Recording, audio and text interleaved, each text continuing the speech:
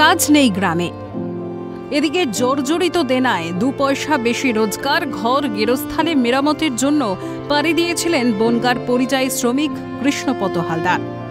Malaysia থেকে রবিবার কৃষ্ণপদর নিথর দেহ ফিরল ট্যাংরার গ্রামের বাড়িতে। পরিবারের সঙ্গে কান্নায় ভাঙল গোটা গ্রাম।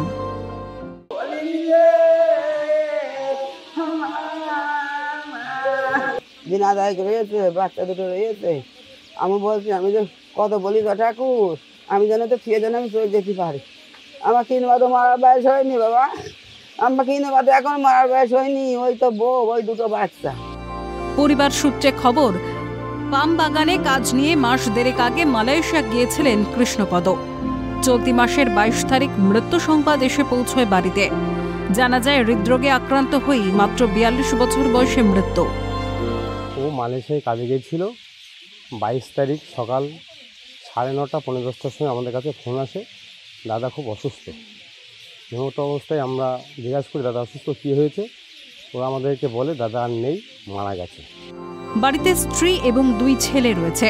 একজন প্রথম বর্ষের পড়ুয়া আর অন্যজন মাধ্যমিক পরীক্ষার্থী। স্বামীকে হারিয়ে আকুল পাথারে স্ত্রী, ভেবে পাচ্ছেন না এখন কিভাবে কি হবে। কেঁদেই চলেছেন ক্রমাগত।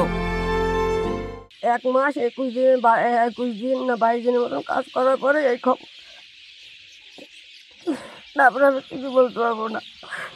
এই অবস্থায় মৃতের পরিবারের পাশে দাঁড়িয়েছে তৃণমূল পরিচালিত স্থানীয় পঞ্চায়েত। আগামী দিনেও যাতে পরিবারটা অত্যন্ত নিম্নমানের, গরিব, 2টো বাচ্চাও আছে, আগামী দিনে যাতে পরিবারের পাশে থেকে ওদের সহযোগিতা করতে পারি তার জন্য সব ধরনের চেষ্টা করব।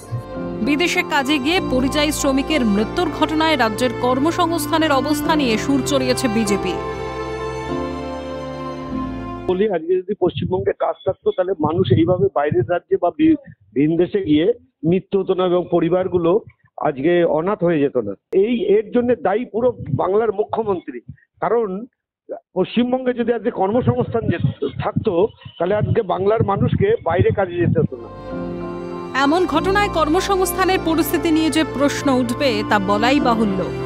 রাজ্যে কবে কাজের সুযোগ তৈরি হবে? রোজগারের আশায় আর কতজনকে এইভাবে বাইরে গিয়ে অকাল মৃত্যুর মুখে পড়তে হবে, উঠছে প্রশ্ন। জ্যোতির্ময় চক্রবর্তীর রিপোর্ট, ক্যালকাটা নিউজ।